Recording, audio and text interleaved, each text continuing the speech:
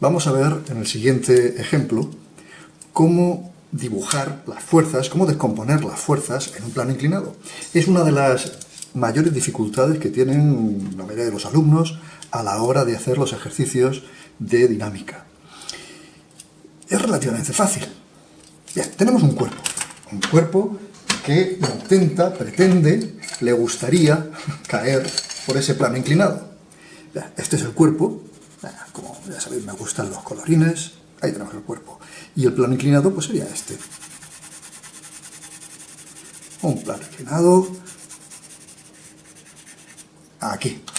Dice que un cuerpo de 15 kilogramos de masa se encuentra en lo alto de un plano inclinado de 10 metros de longitud. Bueno, lo he dibujado así, está a 10 metros. Hay 10 metros de aquí a aquí abajo. Bueno, hasta aquí abajo.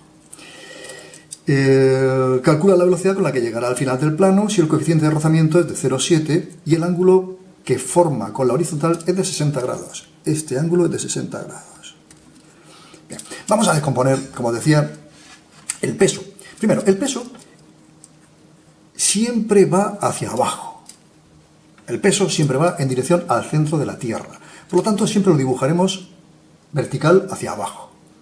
Y ahora vamos a ver los ejes de coordenadas que vamos a establecer en este punto, en el punto de aplicación de la fuerza peso. Vamos a trazar un eje, el eje X, que va a ser paralelo a la superficie del plano. Ponemos aquí y paralelo a la superficie tenemos nuestro eje X. Ahí está. Y el eje Y perpendicular no tiene pérdida. Este sería el eje Y. Ahí está. Bueno, entonces las dos fuerzas en las que se descompone el peso serán P sub X, este es el eje X, y P sub Y. Vamos a ver. Para ver cuánto vale P sub Y, lo que voy a hacer es trazar una paralela al eje X que pase por el extremo del peso y la llevamos hasta aquí. Bien, pues esto será P sub Y.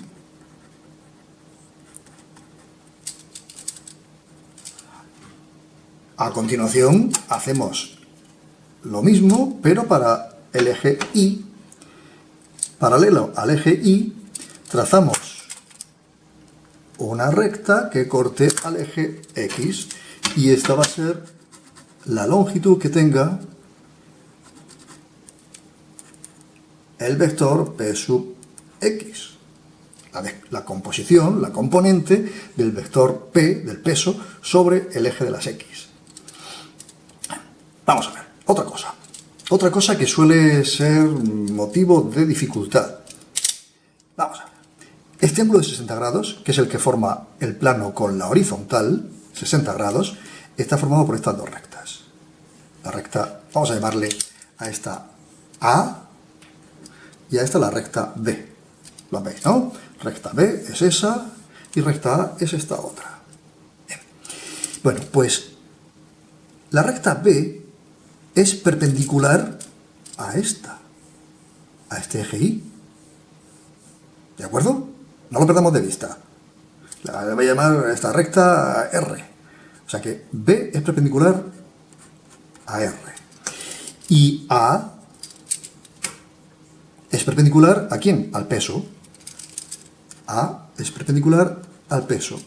Bien, pues el ángulo que forma A con B es igual que el ángulo que forma R con P.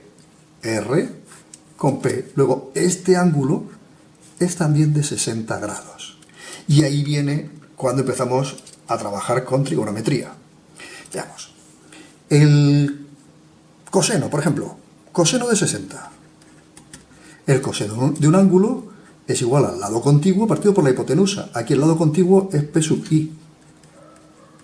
Y la hipotenusa es P.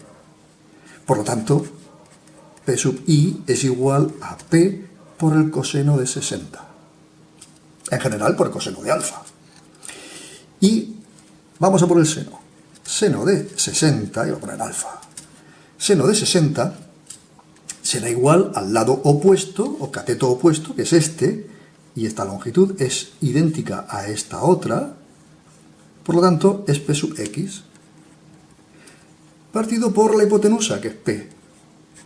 Despejando P sub X es igual a P por el seno de 60. Bien. ¿Cuánto vale P?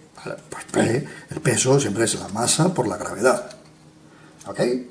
¿Qué más necesitaremos? Pues vamos a necesitar, por ejemplo, la fuerza de rozamiento. Fuerza de rozamiento es igual a nu por n. Pero la normal, que no la he pintado todavía aquí, la normal va a ser una fuerza. ¿Pero qué es eso de la normal? Vamos a ver. Hasta ahora no lo hemos definido. Veamos. Este bolígrafo está sobre la mesa. Tiene un peso, una fuerza que va hacia el centro de la Tierra. Si hay una fuerza que está actuando sobre él, ¿por qué no se mueve? Hombre, porque está la mesa. Bien, pero entonces un cuerpo se estará moviendo siempre que la fuerza resultante que se ejerce sobre él no sea nula. Si está quieto, es porque la resultante es nula. Si hay una fuerza que va hacia el centro de la Tierra, tiene que haber otra que vaya hacia arriba. Esa que va hacia arriba es la que llamamos normal. Es la fuerza que ejerce una superficie contra cualquier cuerpo que está puesto contra ella. ¿De acuerdo? Hombre, vamos a ver.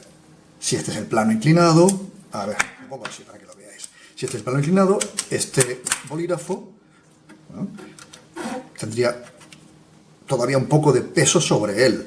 Conforme vamos inclinando más el plano, el peso que ejerce sobre el plano va siendo menor, va siendo menor, va siendo menor, hasta que por fin la fuerza que mantiene al bolígrafo pegado al plano es nula, y esto caería si estuviésemos en vertical, claro.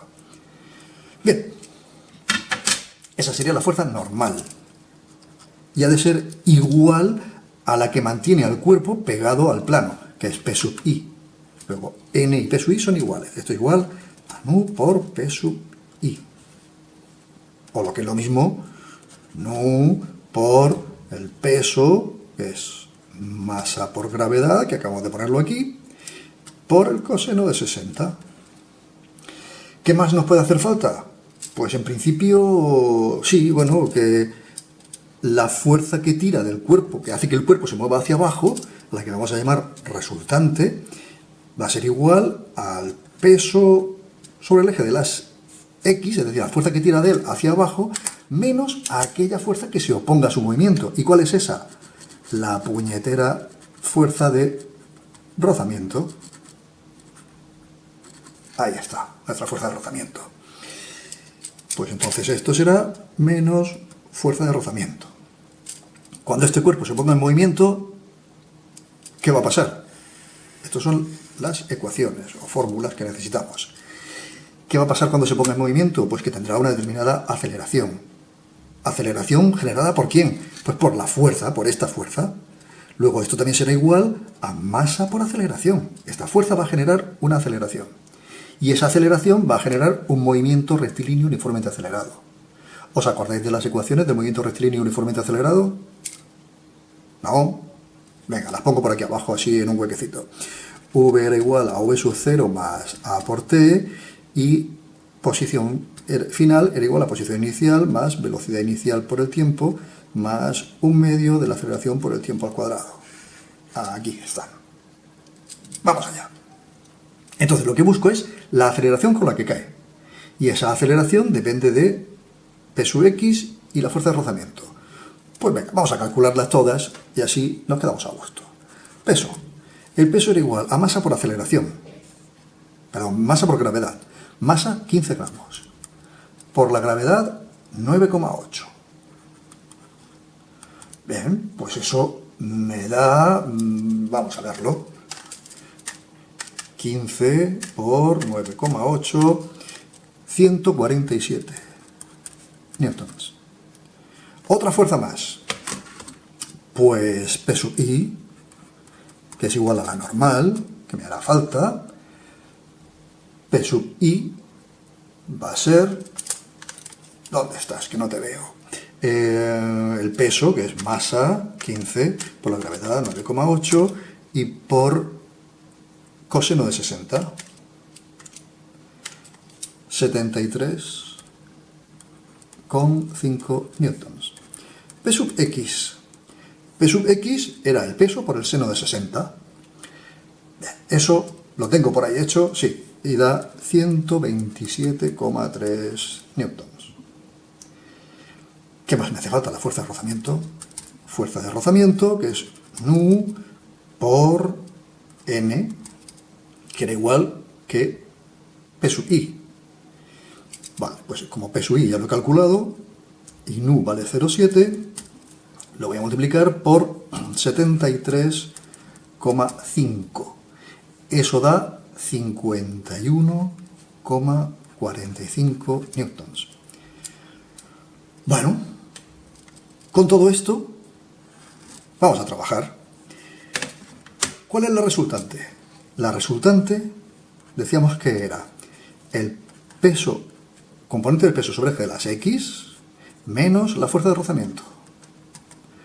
P sub X, 127,3. Fuerza de rozamiento, 51,45. Esto da, la resultante es 75,85 newtons. Esa va a ser la fuerza que haga que el cuerpo se deslice. Bien, por lo tanto, eso, 75,85, va a ser igual a masa por aceleración.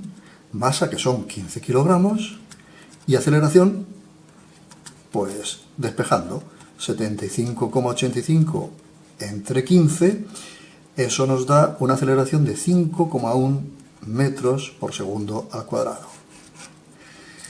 Antes de seguir, ¿cómo vamos a considerar esa aceleración? ¿Positiva o negativa?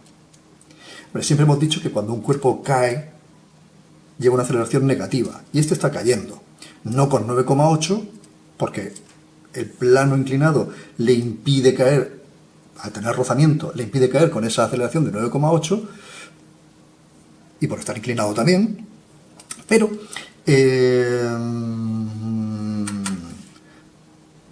tenemos esa aceleración. Movimiento rectilíneo uniformemente acelerado, pero vamos a considerar negativa. Claro, igual que el 9,8. Bien, pues con esa aceleración, y como sé que estos son 10 metros, tengo la posición final, posición inicial, la velocidad inicial suponemos que estaba en reposo, y la aceleración la tengo, de aquí sacaremos el tiempo, o sea que de esta ecuación, de la 2, vamos a sacar el tiempo que tarda en llegar aquí abajo. Posición final, 0, igual a posición inicial, 10, más v sub 0, estaba quieto, es 0, por el tiempo, eso es 0, menos, la aceleración la pongo negativa, 1/2 de 5,1 por t al cuadrado. Bueno, esto, como ya sabéis hacerlo, paso directamente al resultado. El tiempo es 1,99 segundos. Tarda 2 segundos en recorrer esos 10 metros. Y en ese tiempo, ¿con qué velocidad llegará abajo? Pues ecuación 1. De la ecuación 1, velocidad final es igual a la velocidad inicial, 0, más aceleración, bueno, hemos dicho que era negativa, por lo tanto, borrando por aquí y la pongo negativa, menos 5,1 por el tiempo, que son 1,99 segundos. Bien, pues con eso me sale prácticamente 10. Sale 10,14 metros por segundo. Ese es el resultado de este bonito ejercicio. Y repito, es muy importante que hagáis el dibujo correctamente y que tengáis en cuenta que este ángulo, el ángulo que forma la horizontal con el plano, es el mismo que forma el peso con P sub i. Por aquello que os decía antes, las perpendiculares. Esta, la recta B, es perpendicular a R, que es el P sub i, y la recta A es perpendicular a la del peso. Por lo tanto, 60 y 60 es el mismo ángulo en esos dos. Bien, hasta la próxima.